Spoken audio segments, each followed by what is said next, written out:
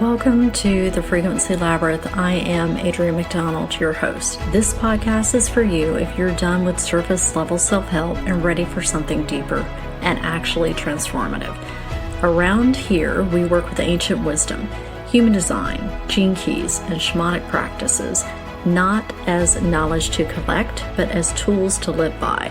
This isn't about one size fits all. It's about learning to work with your energy, your design, and your life. This is about integration and embodiment. We go deep here with ancient wisdom, practical integration, so that you can develop ironclad self-trust. Let's get into it.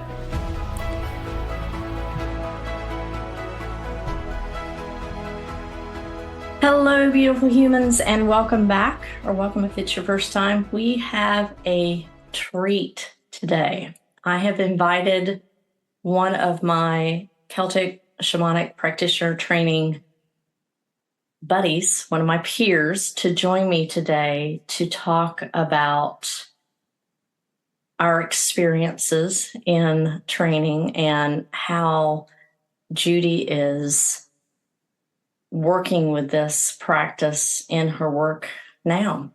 So welcome, Judy Crooknorth. Thank you for joining me. It's a pleasure. Judy, I know that you're a longtime practitioner at this point, and you're also a trained therapist, but why don't you give just a couple of minutes of your background so people have some context? Because I did not have the foresight to get a bio from you to do it myself. That's fine. I don't mind introducing myself.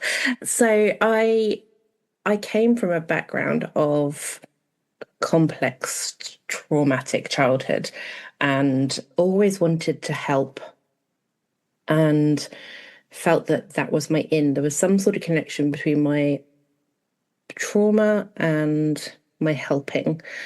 And I thought I had it several times throughout my 20s and my 30s even. And I lent into counselling therapy. I lent into spiritual practices. I lent into every which way that I could. And I couldn't quite find a thing that felt like this was the way I was going to make that difference. And I lent into the trauma too much for my story. What I learned through my shamanic training was that I lent into my natural gifts more. And that found me the balance of being able to hold space for other people in a way that I needed.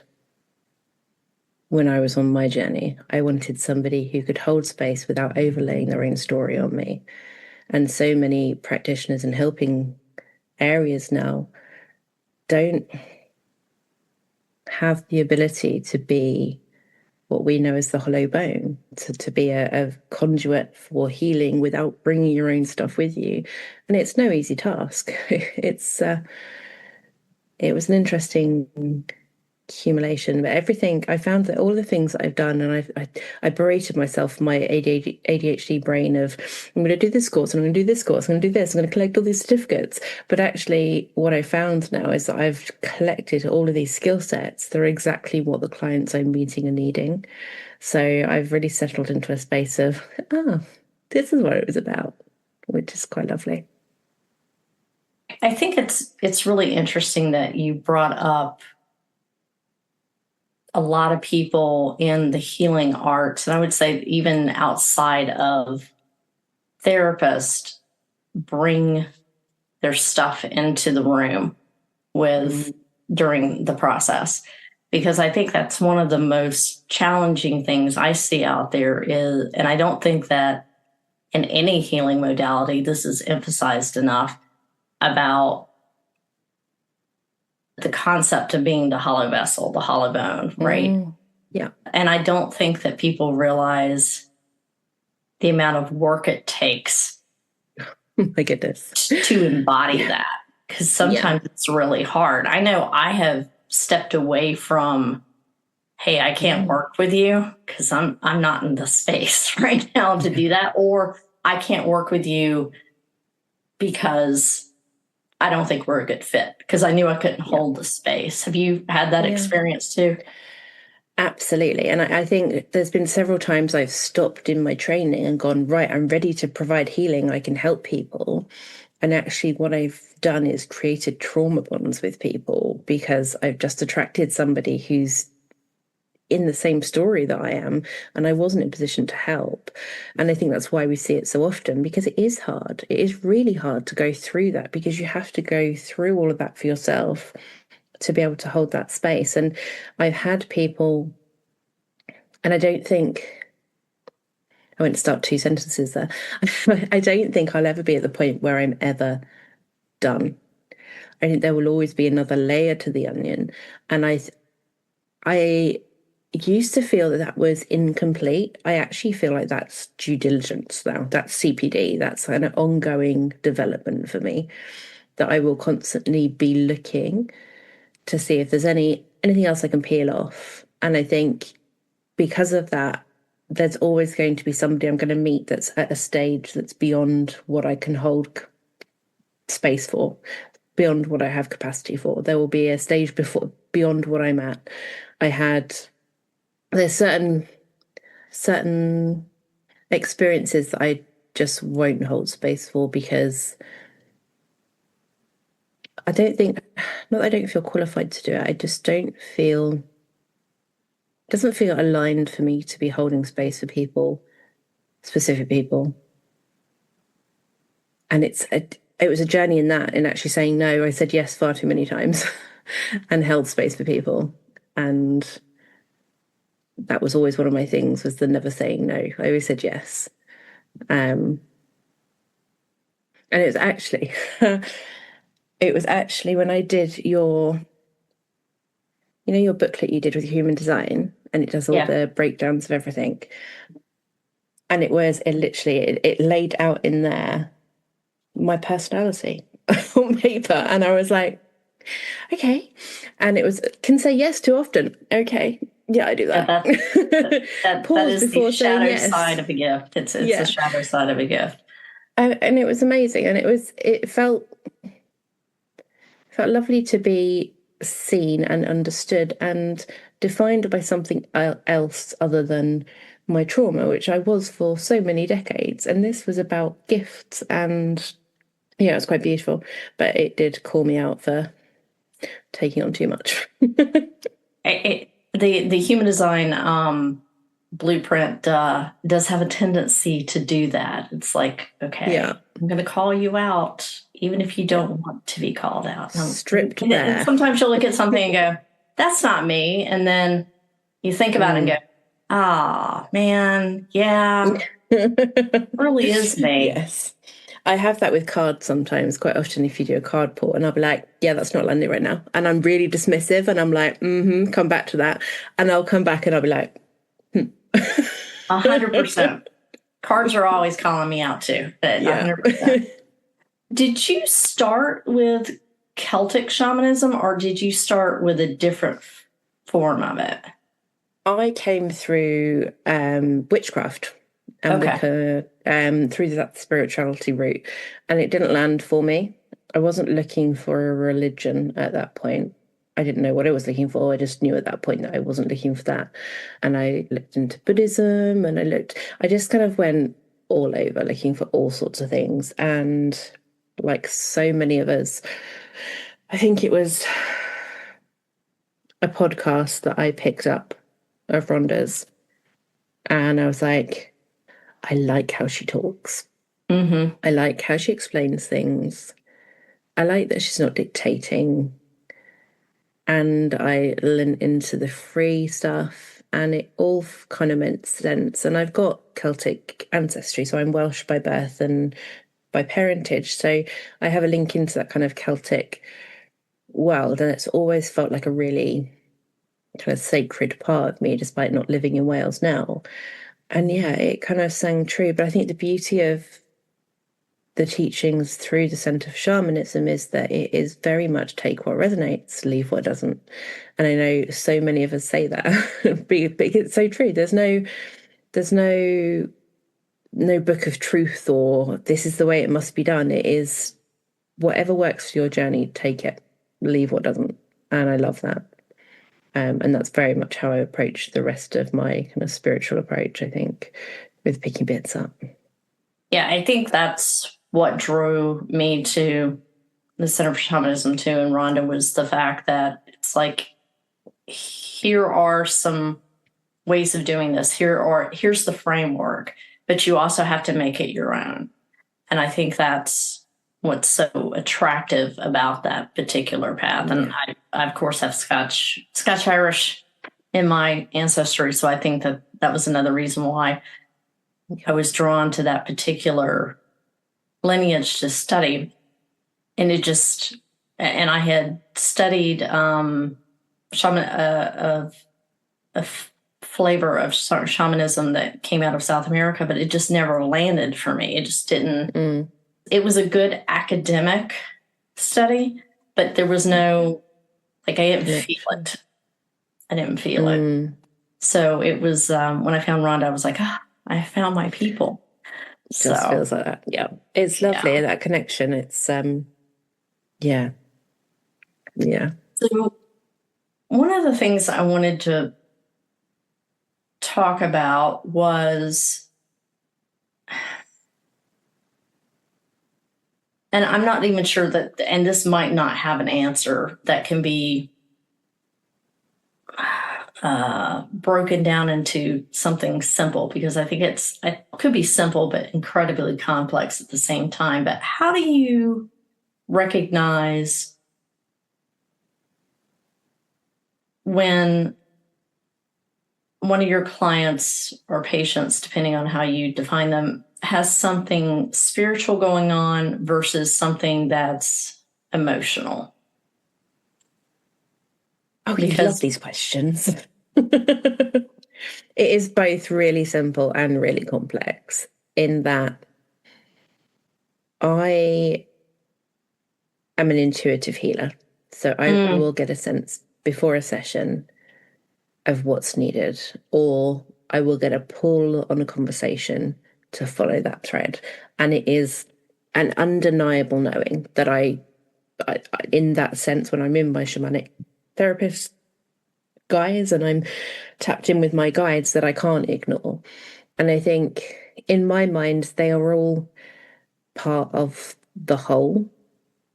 So I have the ability to be able to deal with the mental, the emotional, the physical, the spiritual. I have the tools to be able to deal with those. And depending on where I'm getting pulled, it may be expressed in one kind of body of healing, but it might be rooted in another. So there might be a physical affliction, but actually that's rooted in an incomplete stress response from a previous traumatic experience. So yeah, that's probably the simple answer. Is that what you were? Yeah, I think so. And I think I said this before we started recording, and I've said this for a long time. Listeners, they've heard me say this probably more often than they would like to hear, but my therapist gave me great coping skill sets, tools. My coaching mentor changed the way I processed information, but it was my spiritual training and spiritual practices that allowed me to embody that wisdom. I would not have achieved the level of healing that I have without those spiritual practices. It would have been, it just wouldn't have been possible. So what do you wish therapists understood about the soul's role in healing?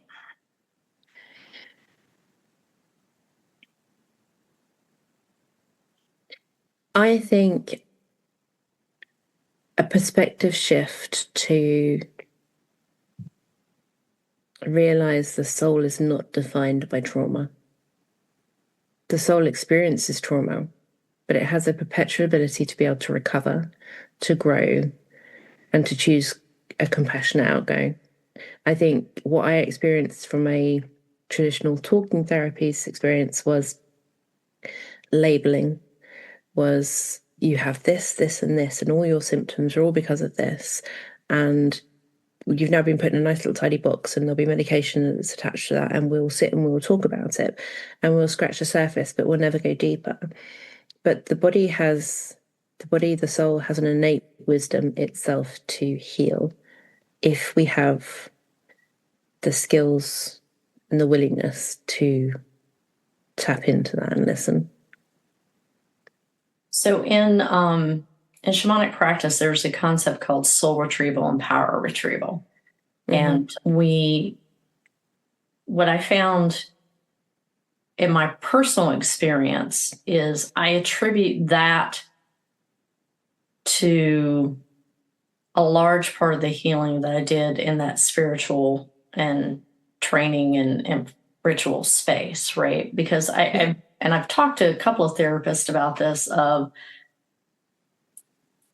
you have a person that comes and they talk about the same thing over and over again, and they're trying to logic their way out. And I mean, I've done this myself, into a better place, but there's this part of them, the soul part, or the power loss in the past. And I even question how much healing you can do if part of you is living in the past, right? And you're not. All of you is not in present time, from a spiritual standpoint and from a mental standpoint, right? Yeah, you'll be constantly gardening around the hole that's missing. Like, there will be. I had this conversation with my therapist, who is very non-spiritual, which is a really interesting integration. She's very good at what she does, but we have had conversations about how our two worlds meet. And I said to her that I see soul loss, power loss, like inflammation. It's a natural protection system from the body to say something's wrong, we need to protect ourselves. If we're aware of that, we know that something has been taken away, has been removed, something needs to happen before it comes back. If we don't make those changes, then it's not coming back. We won't be whole. We'll constantly be sitting in that state of inflammation or disease. And she understood it in that way. And I think there will always be stress and trauma. It's part and parcel of our human life. If we can go back and deal with any unresolved issues, we can process those, we can consolidate them, not even perhaps deal with them as too flippant a term, but if we can address them, we can release the attachments to them and stop them taking our energies, resign them to the past. They are part and parcel of our story. They're a scar and they belong as part of our parcel, but we can stop them being raw. Then we can bring all of our energies into our present to fulfill whatever our calling is, but acting in a sense of partial without soul retrieval, without power retrieval, we have a lack of tools to be able to address our kind of current situation. It can be very frustrating. And I think that for me, how this showed up is it just felt like there was something missing. But I've also had the experience where something was returned that I did not know it was missing, because it was missing for so long. This was my normal. And then to have that restored, it was such a profound shift. It was like, I didn't even know it could feel like, I didn't feel like this, right? That type of sense of wholeness was at a different level. You just learn to function at that less than wholeness, don't you? Right. I think I see clients that are in that perpetual plateau, that they'll go to a new therapist, they'll go into a new modality, and they'll be telling the same stories, and they'll be reliving it, but not connecting it in a way that is making any meaningful change. And it's then that a spiritually organized modality or a spiritually aware modality, I think comes into its own, because we can look at things from another angle that many traditional talking therapies don't come from. And we can see the pieces. So how do you discern between when healing has shifted from doing the work? I'm beginning to hate that phrase, by the way, because I think it's doing the work, and I use it myself, but I'm like, I need to come up with something different, because it's like, to truly embodying change or transformation. How do you discern? What are the telltale signs or that you look for or can feel into that you can go, okay, all right, this is a profound shift. This is an embodied shift. Yeah, I think it's like any skill. It's that ability to be able to practice it consciously or unconsciously. I think when we first start doing things, we'll do the thing that we're not meant to be doing or we're meant to be aware of. And then afterwards we'll go, oh, I just did the thing. And as we're practicing it more, we might catch ourselves in the moment doing the thing or not doing the thing. And what I'll see with clients, and quite often I'll have to call their attention to it. I had it in a session very recently, and a client stopped herself mid-sentence and went, that's not my voice anymore.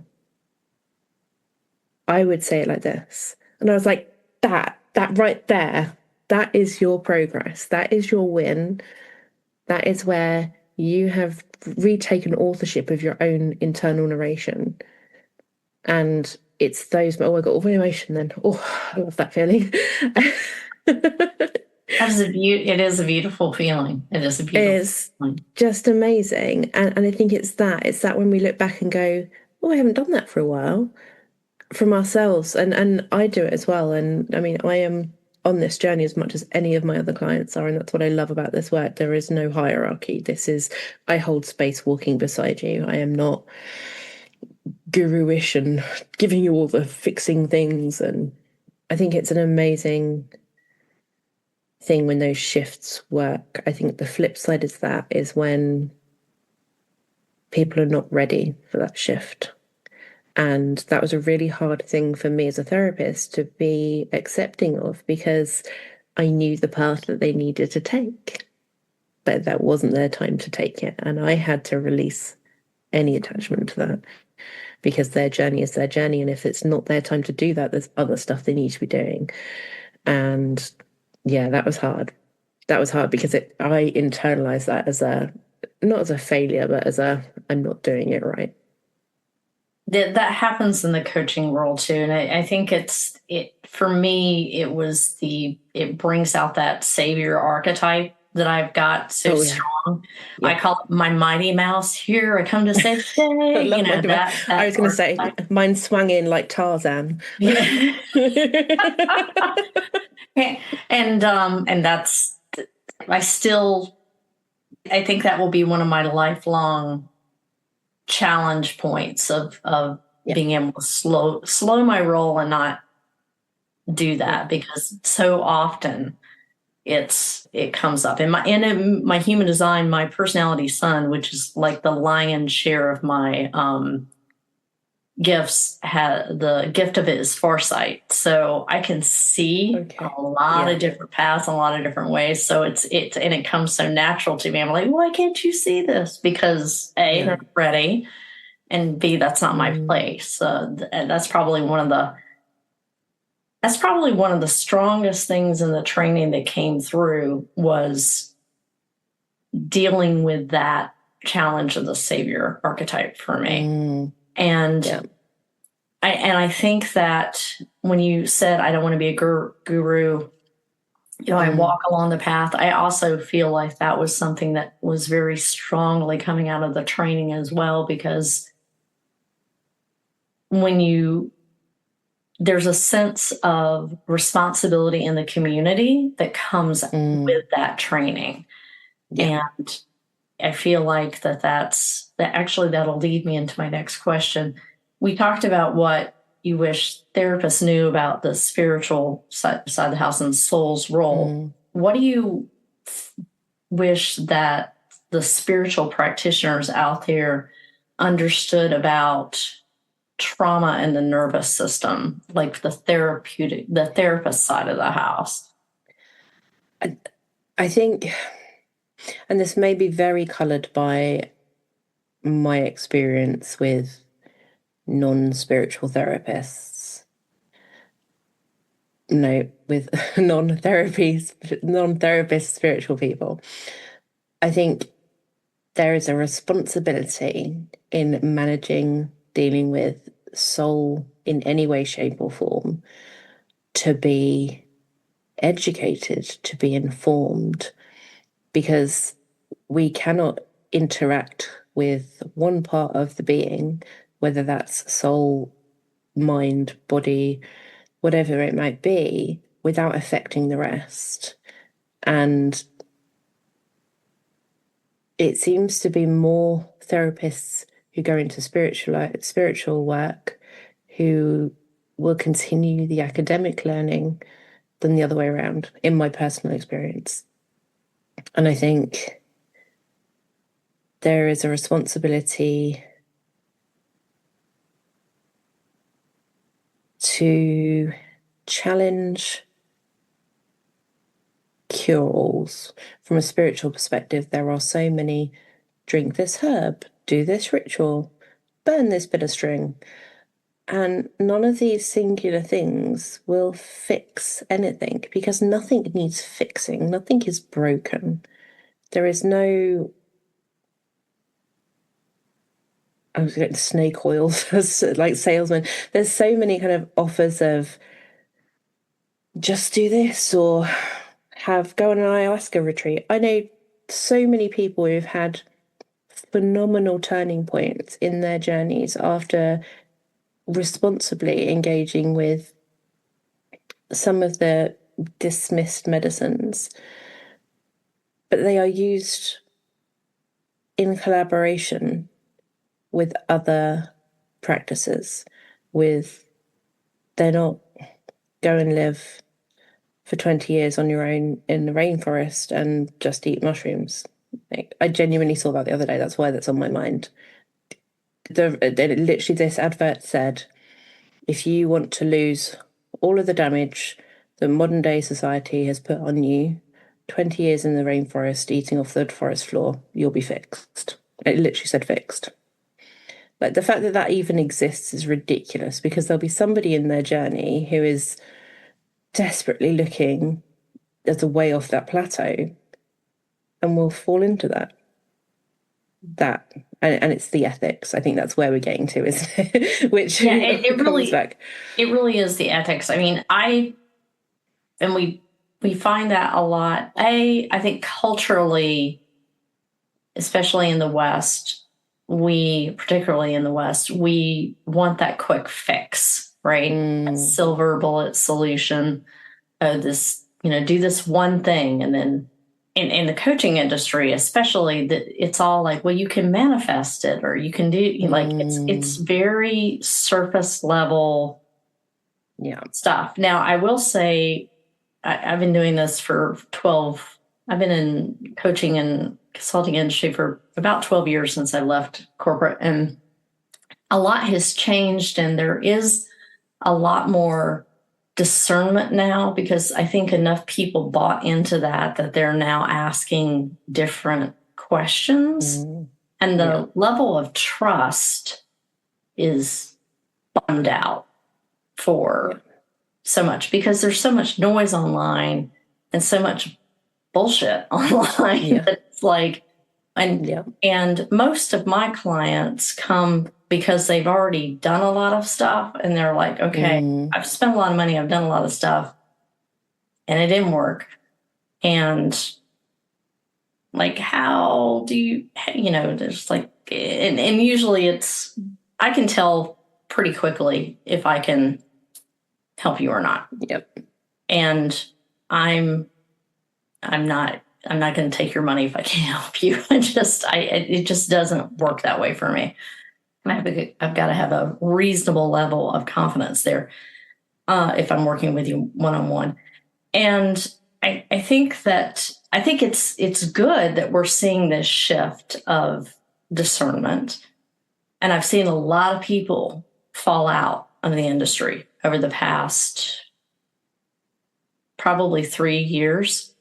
I think we're going to see a significant more of those in the next couple of years, as we have. I'll bring a little astrology in when Saturn goes back into Aries next year in February, because when Saturn is in Aries, it really shines a light on the charlatans, if you will. So I think collectively we're going to see a lot of that fall away naturally. But from a practical standpoint, we've talked in the industry, there's been a lot about certifications and therapists have to be licensed. In coaching, you don't have to be licensed. You could just hang out your shingle and be done. The same way with any spiritual practitioner, just hang out your shingle and be done. But there are some, and I used to put a little bit more stock in the certification program in coaching. I'm a certified professional coach.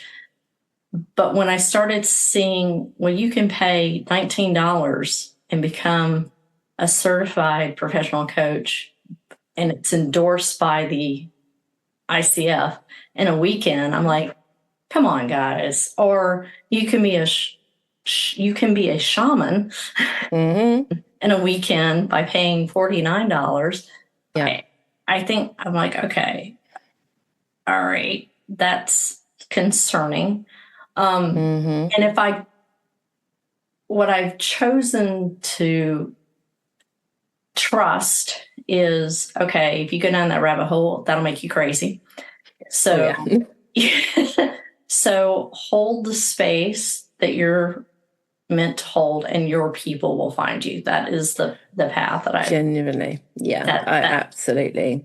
I think that's agree. And I have had other practitioners I've talked to that I'll encourage, because there is training out there you can get trauma training pretty reasonable for just to, and they asked me, well, why do you take this? I said, because I love to learn, but also I want to be able to recognize when I'm out of my league and refer out.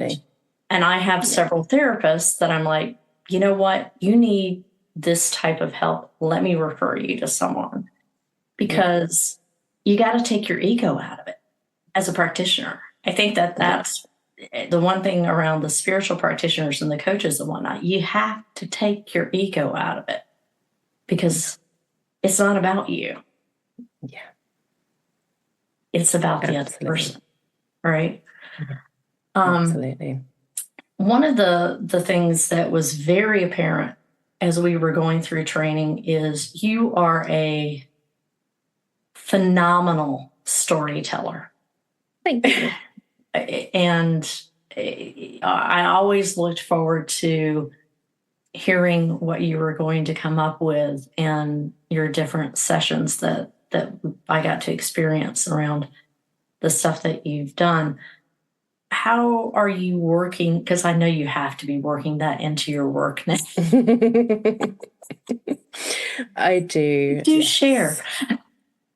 So I was forced by my peer group to do a podcast. No pressure. Literally, I was forced. There was all pressure, all of the pressure.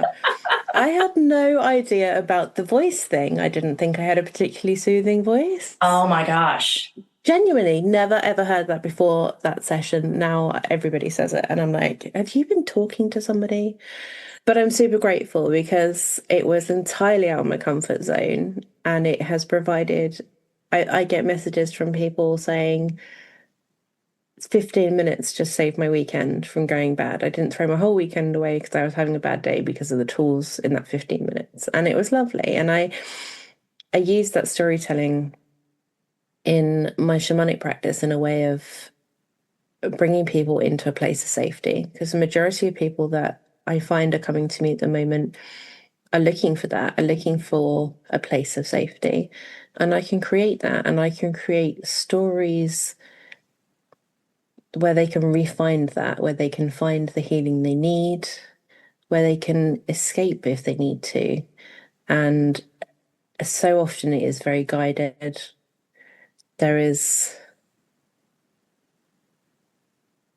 an element of it within, so I do like blocks of sessions with clients, so we tend to have a story theme running through that as well.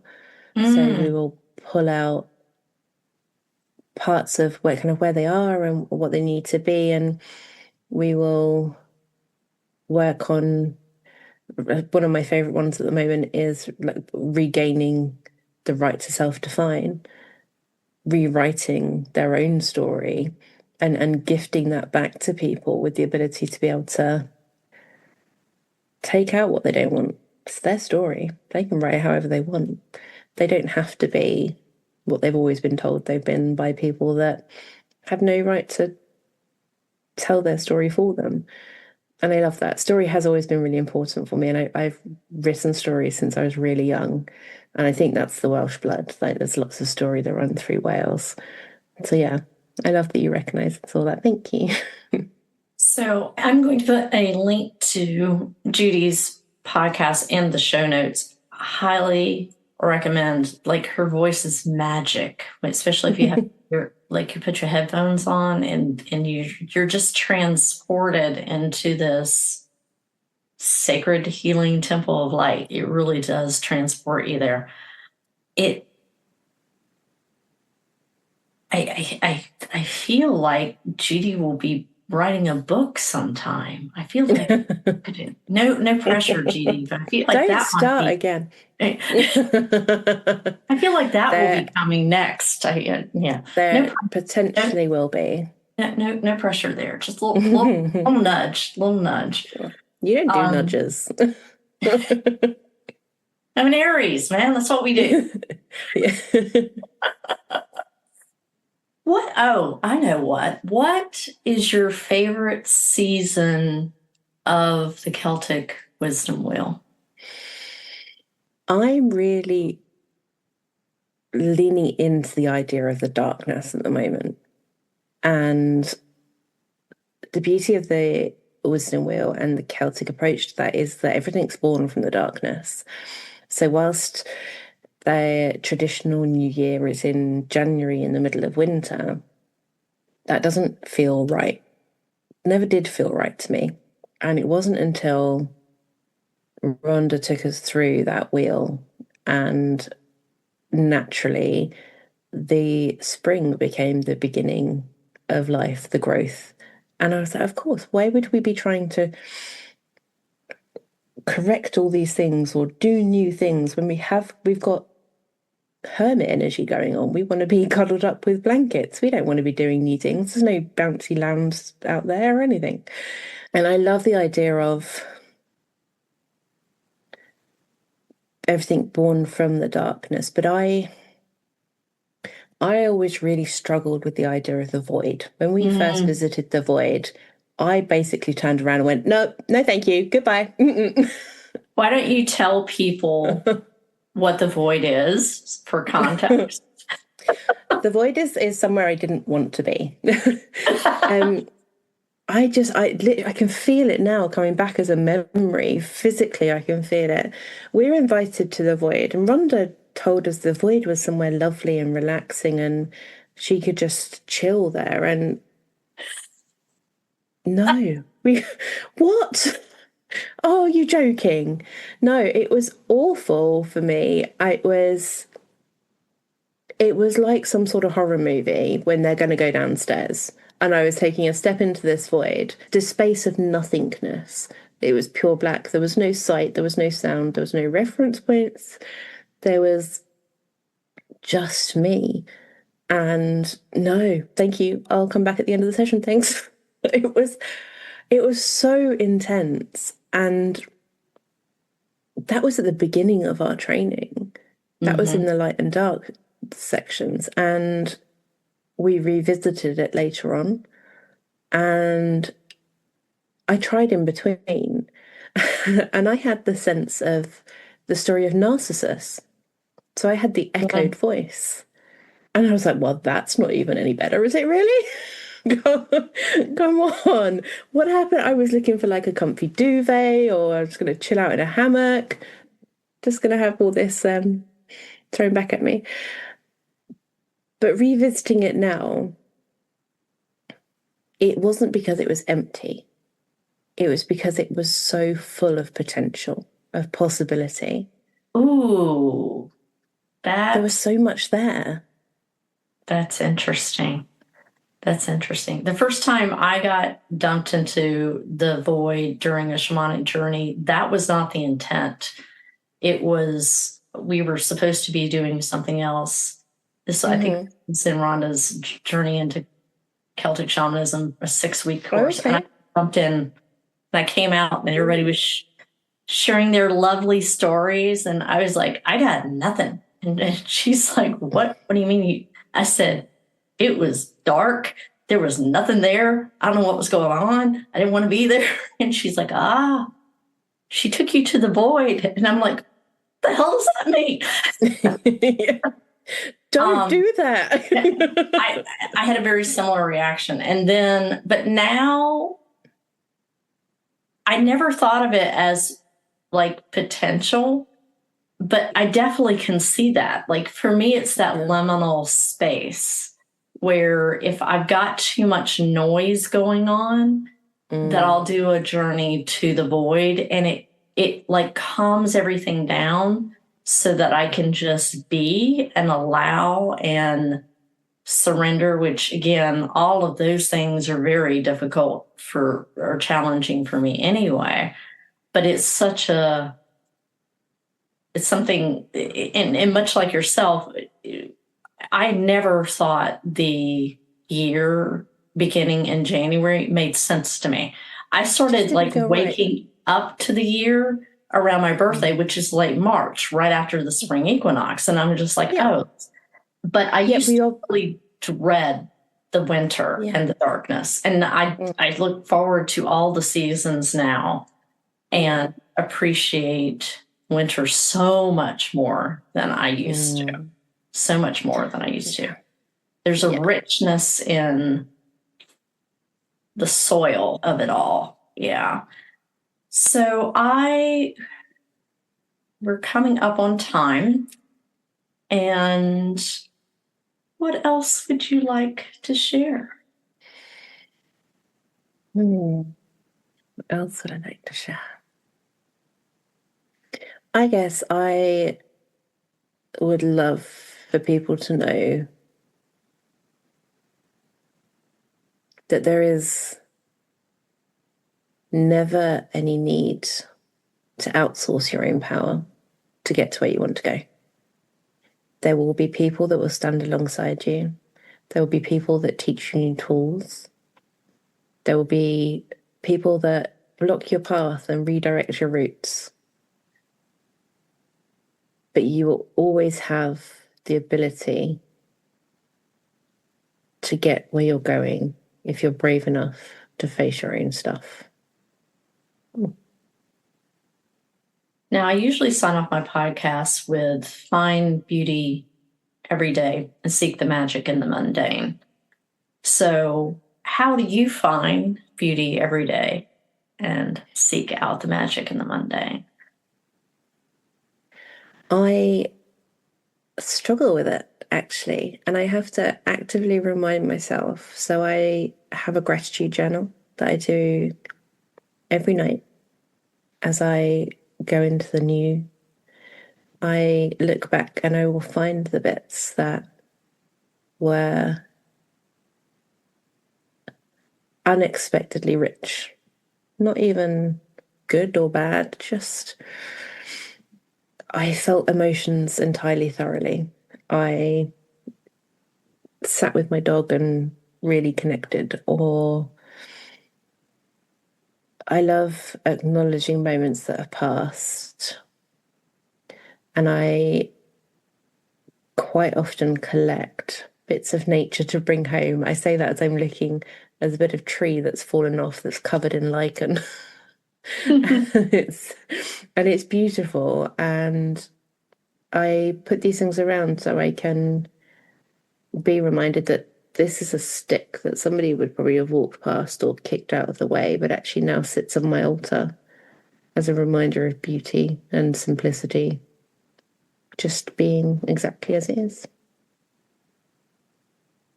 Well, I appreciate you being with me today. Why don't you tell people how they can find you? And again, I will put all the links in the show notes. And I personally recommend the podcast because it is amazing. Bless you, thank you. So the easiest way to find me is on Instagram, and I'm the Seer and Shaman. So that's SEER and Shaman. And there's links in there to the podcast, to unbookings, to free resources and all the stuff, and probably in the future a book. Thank you. Great. Thank you. And remember to find beauty every day and seek the magic in the mundane. Thanks for tuning in today. As always, take what resonates, leave the rest. Let whatever landed move through you in whatever way it needs to or wants to. And also, if you want to explore more, you'll find more information in the show notes. If this episode stirred something in you, please share it out or leave a quick review. It helps so much, and I really appreciate it. And remember, this work is about integration, and it always starts with self-trust.